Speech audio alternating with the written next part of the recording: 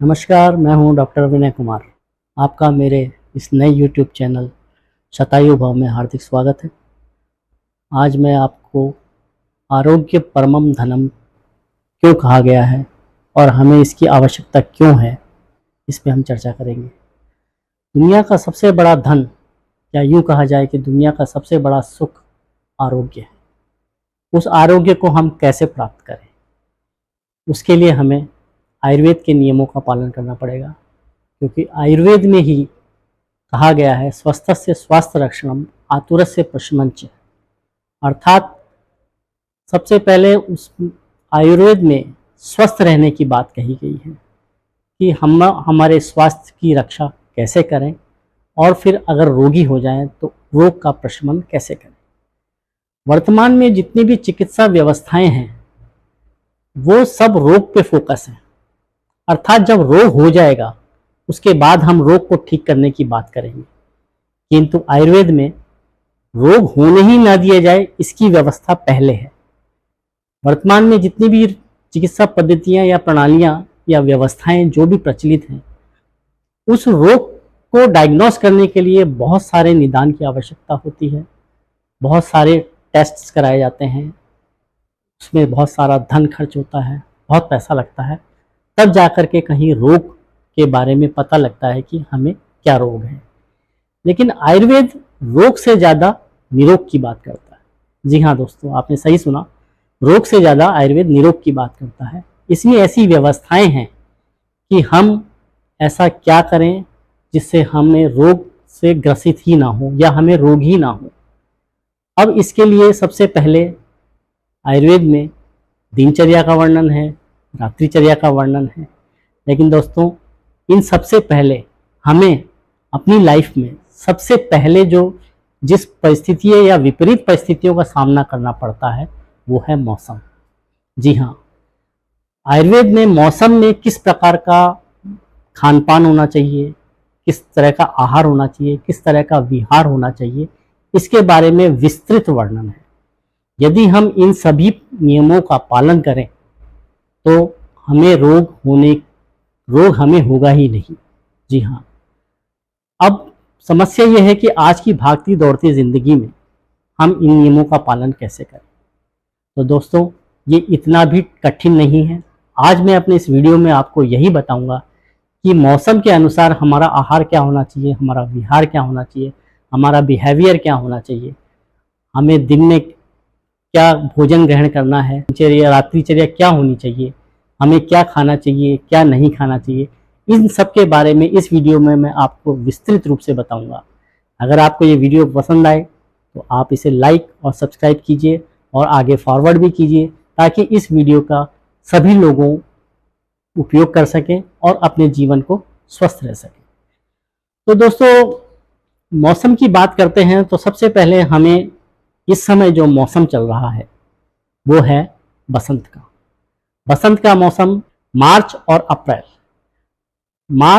15 मार्च से शुरू होता है ये, और ये 15 मई तक चलता है। अर्थात मार्च, अप्रैल और मई, जिसको हिंदी की भाषा में चैत्र और वैशाख कहा जाता है। बसंत ऋतु आप जानते हैं कि सबसे मनमोहक जो ऋतु है वो बसंत है।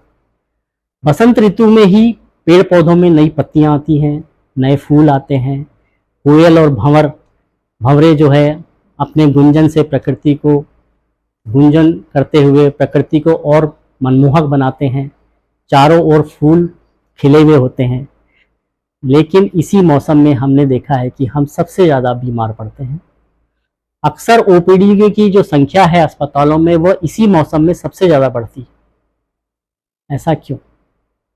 हाँ दोस्तों, इसका जो पूरा वर्णन है कि ऐसा क्यों होता है, वो होता है आयुर्वेद की बसंत ऋतुचर्या का पालन न किया जाए या विपरीत आहार विहार का सेवन किया जाए तो हम इसमें बीमार होने की संभावना हमारी सबसे ज़्यादा इसी मौसम में रहती है। दोस्तों, बसंत ऋतु में होता क्या है कि हमारे शरीर में कफ प्रकोपित रहता है। यह कफ जब सर्दियां आती हैं, जैसे नवंबर, दिसंबर, जनवरी, फरवरी, उस समय ये हमारे शरीर में कफ संचित होता है और जैसे ही मार्च का महीना शुरू होता है, बसंत ऋतु शुरू होती है, उस समय गर्मी से या सूर्य के उत्तरायण से यह जो है कफ प्रकोपित होकर के, द्रवीभूत होकर के, पिघल करके हमारी जठराग्नि को मंद कर देता है, अर्थात हमें इस मौसम में भूख भी कम लगती है। अब चूंकि कफ प्रकोपित हुआ है तो हमें पहले ये जान लेना चाहिए कि प्रकोपित कफ रहता कहाँ है। यह प्रकोपित कफ हमारे उरह मतलब चेस्ट में रहता है, ग्रीवा में रहता है और सिर में रहता है। आपने देखा होगा दोस्तों कि इस मौसम में जो बीमारियां हैं वह हमारे इन्हीं 3 अंगों को ज़्यादा प्रभावित करती हैं। चेस्ट में सबसे पहले हम बात कर लेते हैं तो हमें ब्रोंकाइटिस हो जाता है, ट्रैकाइटिस हो जाता है, दमा बढ़ जाता है, खांसी बढ़ जाती है। अगर हम गले की बात करें तो थ्रोट इन्फेक्शन हो जाता है, लैरिंजाइटिस हो जाता है, फेरेंजाइटिस हो जाता है। और अगर सिर की बात करें तो हम जुकाम से ग्रसित होते हैं और हमें सिर का दर्द भी होने लगता है। तो हमने देखा कि ये तीनों अंग ही इसी मौसम में ज़्यादा प्रभावित होते हैं, क्योंकि इन्हीं जगहों पर कफ रहता है और कफ प्रकोपित हो जाता है। अब ये कफ प्रकोपित क्यों होता है और कैसे होता है? तो दोस्तों, जैसे ही बसंत ऋतु आती है तो हमें ऐसा लगने लगता है कि जैसे गर्मियाँ आ गई, और हमें जो खान पान या खाना पीना जो हम गर्मियों में करना चाहिए वो हम बसंत ऋतु में ही करने लगते हैं। अर्थात यह बसंत ऋतु में जो बताया हुआ खान पान है वही हमें फॉलो करना है। अब होता यह है कि जैसे ही बसंत ऋतु आई तो हमने सोचा चलो अब गर्मियाँ आ गई हैं, थोड़ा गर्मी का एहसास भी होने लगता है, तो हम उसमें ठंडी चीज़ों का प्रयोग करने लगते हैं। कभी आइसक्रीम खाने लगते हैं, कभी शरबत पीने लगते हैं, कभी ठंडा पेय पीने लगते हैं, छाछ पीने लगते हैं। जो हमें गर्मी में सूट करता है वो काम हम बसंत ऋतु में करने लगते हैं। परिणाम क्या होता है? इससे कफ और बढ़ने लगता है। कफ जो है मैंने बताया, वो कफ जो सीने में, गले में और सिर में जो रहता है, इन्हीं 3 जगहों की बीमारियों ज़्यादा बढ़ जाती हैं। तो दोस्तों, प्रश्न ये उठता है कि इस मौसम में हमें क्या करना चाहिए, कैसे खाना चाहिए, क्या आहार क्या खाना चाहिए, क्या विहार, क्या प्रैक्टिसेस अपने को करनी चाहिए कि हम इस मौसम में बीमार ना पड़े। तो सबसे पहले हमें सूर्योदय से पहले, बसंत ऋतु के अंदर सूर्योदय से पहले उठना चाहिए, गर्म पानी से स्नान करना चाहिए, तेल की मालिश करनी चाहिए, धूप में बैठना चाहिए और भोजन के अंदर अदरक और लहसुन का प्रयोग बढ़ा देना चाहिए। इसके अलावा पीने में कभी भी ठंडे पानी का प्रयोग नहीं करना है। जी हाँ, बहुत ध्यान देने की बात है। गर्मी बहुत होती है, लगती भी है, महसूस होती है, किंतु हमारा शरीर अभी गर्मी के लायक परिपक्व नहीं होता है, अतः हमें ठंडे पानी से और ठंडी चीज़ों से बचना चाहिए। इसके अलावा पीने में अगर हम कहते हैं आयुर्वेद में कि गर्म पानी या उबाल करके ठंडा किया हुआ पानी पिए तो हमें ज़्यादा बेहतर होगा। वह कफ का प्रशमन करेगा, कफ को कम करेगा, अर्थात कफ से उत्पन्न होने वाले रोग जैसे सर्दी, खांसी, जुकाम, दमा, इन रोगों से बचाने में सहायता करेगा।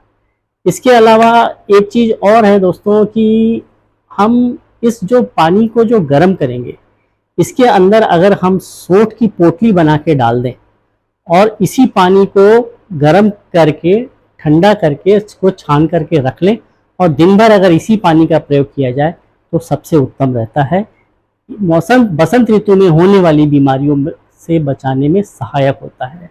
इसके अलावा एक काली मिर्च, पिपली और सौंठ, इन तीनों को मिला करके एक चूर्ण बना लिया जाए जिसे त्रिकटु कहते हैं। यह बाजार में बना बनाया भी मिलता है और आप इसे घर पे भी बना सकते हैं। इसमें आपको काली मिर्च, पिपली और सौंठ तीनों को बराबर बराबर मात्रा में लेकर के एक चूर्ण बना लेना है।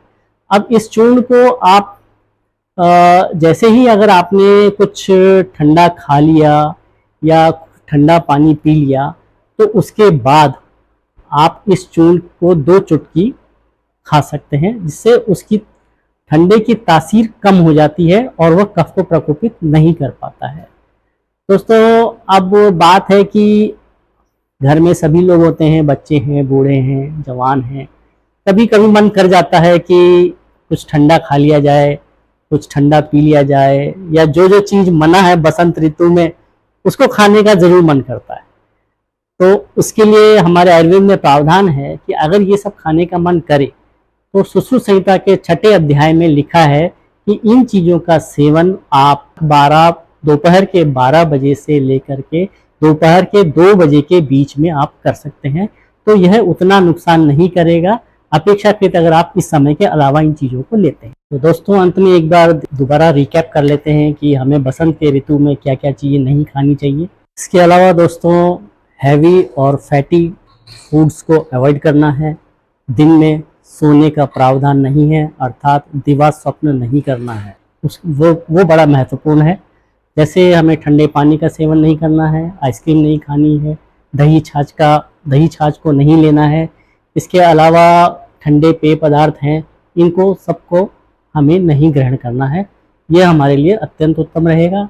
इसके अलावा हमें क्या चीज़ खानी चाहिए और क्या चीज़ पीनी चाहिए, तो उसके लिए सबसे बेहतर उपाय है उष्ण जल अर्थात गर्म पानी का प्रयोग करें, सौंठ के पानी का प्रयोग करें, त्रिकटु का प्रयोग करें जिसमें कि मिर्च, काली मिर्च, सौंठ और पिपली है, उसको आप पीस करके और बराबर की मात्रा में मिश्री मिला करके रख सकते हैं। और जब भी आपने गलती से ठंडा कुछ खा लिया हो तो उसके बाद 2 चुटकी उस चूर्ण का आप प्रयोग कर सकते हैं। इसके अलावा दोस्तों त्रिकटु को आधे गिलास गर्म पानी में मिला करके उसका आपको रोजाना गंडूश अर्थात कुल्ला करना है। या यूँ कह सकते हैं कि सौंठ का पानी बनाने के लिए हमें 1 लीटर पानी में अगर 10 ग्राम सौंठ के चूर्ण की पोटली बना के डाल करके उसको गर्म करें, या हम 5 लीटर के पानी में भी हमें 10 ग्राम की सौंठ के चूर्ण की पोटली बना करके उसके अंदर डाल करके उसको उबालना है। अगर चूर्ण अवेलेबल नहीं है तो सौंठ के 10 ग्राम की गांठ भी आप ले सकते हैं और इस तरह से पकाए हुए पानी को छान करके निथार करके आप दिन भर इसका प्रयोग कर सकते हैं। खाने में आप अदरक और लहसुन की मात्रा बढ़ा सकते हैं। कटु और तिक्त द्रव्यों का सेवन अधिक से अधिक मात्रा में आप कीजिए। और अंत में एक वेलनेस मैसेज आप सबके लिए, रात को सोते समय आप हमेशा आधा गिलास या 1 कप गर्म पानी पीकर ज़रूर सोएं। इसके 2 फायदे हैं। एक तो श्वसन तंत्र से संबंधित बीमारियां जैसे दमा, खांसी, जुकाम, बुखार इत्यादि आपको नहीं होंगे, वो उत्पन्न नहीं होंगे। इसके अलावा जितना भी आपने भोजन किया है उसको पचाने में वो सहायक होगा।